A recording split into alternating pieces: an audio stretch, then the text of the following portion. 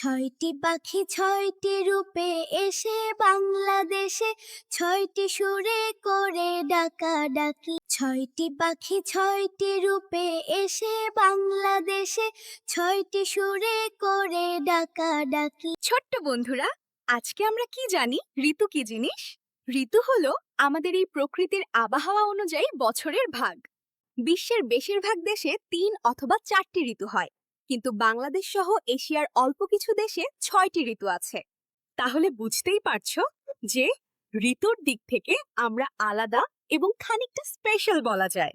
চলো তবে এবার কবি মোহাম্মদ রফিকুজ্জামানের গ্রীষ্ম বর্ষা পুরো কবিতাটা শুনে জেনে নেই কোন ঋতু কেমন হয়।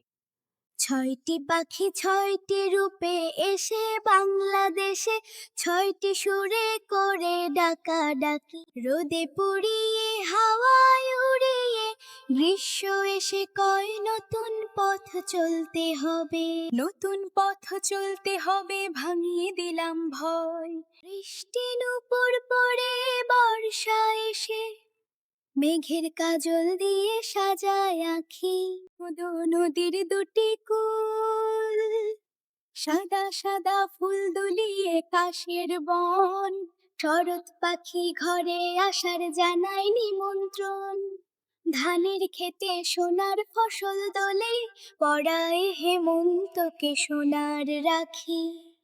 গুড়ি গুড়ি বাই হিমের কথা গায়, দাঁড়িয়ে কুয়াশায় পাতা ঝরা শীতের ছোঁয়া কাঁপিয়ে দিয়ে যায়। ফুলের মেলায় এসে বসন্তের রাজ, রঙে রূপে করে মাখামুখি। কি ছোট্ট বন্ধুরা, বুঝলে তাহলে ঋতুতে আসলে কি কি হয়?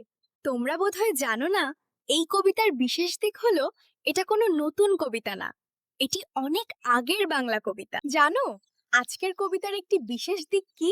এই সহজ কবিতা দিয়ে কঠিন ষড়ঋতুর নাম মনে রেখে আসছি আমরা সবাই অনেক বছর ধরে। শেষবারের মতো শুনে নাও আরেকবার তাহলে। ছয়টি পাখি ছয়টি রূপে এসে বাংলাদেশে, ছয়টি সুরে করে ডাকাডাকি।